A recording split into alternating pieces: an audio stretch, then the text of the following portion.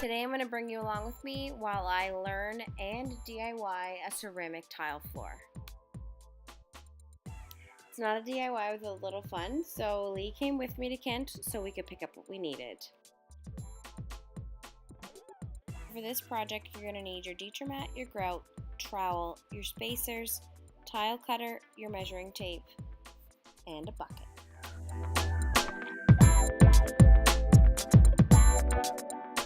Deter mat is a waterproof underlay that goes underneath the tile, and you actually apply grout directly to your subfloor and lay it down the same way you do your tiles. Before mixing your grout, you're going to want to dry fit your deter mat to your space. So measure it out properly, cut around any holes and corners that you have, and then head to your bucket and start mixing. So once you've mixed your grout, you're going to want to get it to a pudding-like consistency, not too watery. Once you've poured it on your subfloor, you'll take the smooth part of your trowel, spread it out, and then go over it with the teeth so that your deter mat has something to grip to. You want to make sure that every part of your floor is waterproof, so don't forget any little gaps around the corners. You should have a roller for this part. I didn't, so I just made sure I'd stepped on every inch of the deter mat to make sure it was secure.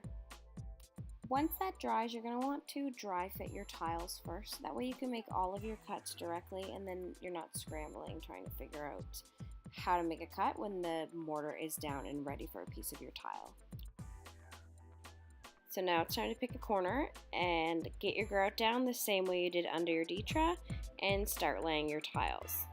Once they're all laid and you're happy with them, I bring a bottle of water around every so often, cleaning them off. It's a lot easier to clean them off when the mortar is wet versus tomorrow when it's dry and you have to scrape them. Make sure to let your tiles sit for 24 hours, that way you can put your full weight on them when you're going to grout them. Mix it up, slap it on, and spread it out.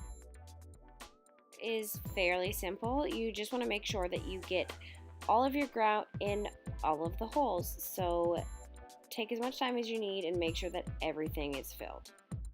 When you're happy with your coverage, now you need to grab your sponge, a little bit of water, and with barely any weight, just wipe off the excess film that you see across the surface of your tiles.